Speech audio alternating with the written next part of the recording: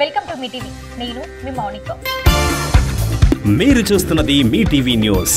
Motivate, educate, entertain.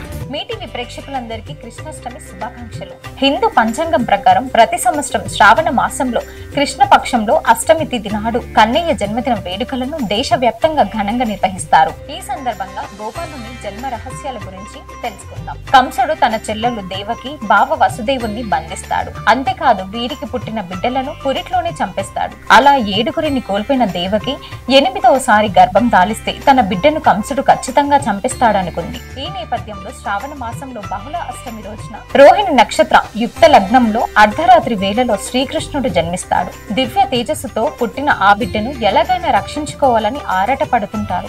విష్ణుమూర్తిగా మారి వారికి ఏం చెయ్యాలని వివరాలు చెప్తారు. ఆ సమయంలోనే వసుదేవుణ్ణి సంఖ్యలు తెంచుకుంటాయి. కారాగారం తలుపులు కూడా వాటంతట అవే తెరుచుకుంటాయి. ద్వారం దగ్గర ఉండే బట్టలు సొమ్మసిల్లిపోతారు. ఆ సమయంలో వసుదేవుడు రేపల్లికి బయలుదేరుతాడు. ఆ తర్వాత వసుదేవులు యమునా నదిని దాటుకుంటూ వెళ్లి రేపల్లికి చేరుకుంటారు. అక్కడ యాదవ రాజైన నందుని భార్య యశోద ఓ 12 బిడ్డకు జన్మనిచ్చింది.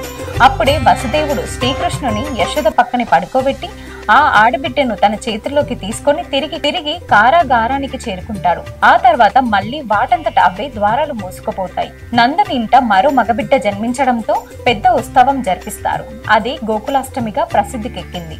ఆ మరుసటి రోజే ఉట్టి ఉత్సవాలను ఘనంగా నిర్వహిస్తారు.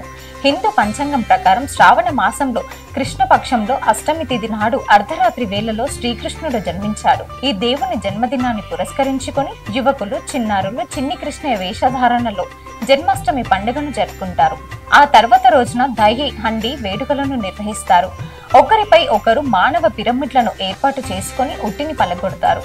తను నిత్యం గోపికల ఇళ్లలో కుండలలో దాచుకున్న వెన్నను దొంగలించి తినేవాడు. ఆ సమయంలో గోపికలు తన బాధను యశోదతో మొరబెట్టుకునేవారు. అయినా ఎలాంటి ప్రయోజనం ఉండేది కాదు. అందుకే గోపికలు కన్నయ్య నుండి పెరుగు మరియు వెన్నెను కాపాడుకునేందుకు కుండల్లో కొంత ఎత్తులో వాటిని వేలాడదీస్తారు. అయితే కన్నయ్య తెలివిగా స్నేహితుల సహాయంతో పైకెక్కి కుండలోని పెరుగు, వెన్న దొంగలించేవాడు. కొన్ని సందర్భాలలో వాటిని పలగొట్టేవారు. ఈ మధుర క్షణాలను గుర్తు తెచ్చుకుంటూ ఈ ఉత్సవాలను జరుపుకుంటారు. మీ టీవీ తరపున మరొకసారి కృష్ణాష్టమి శుభాకాంక్షలు. Thanks for watching.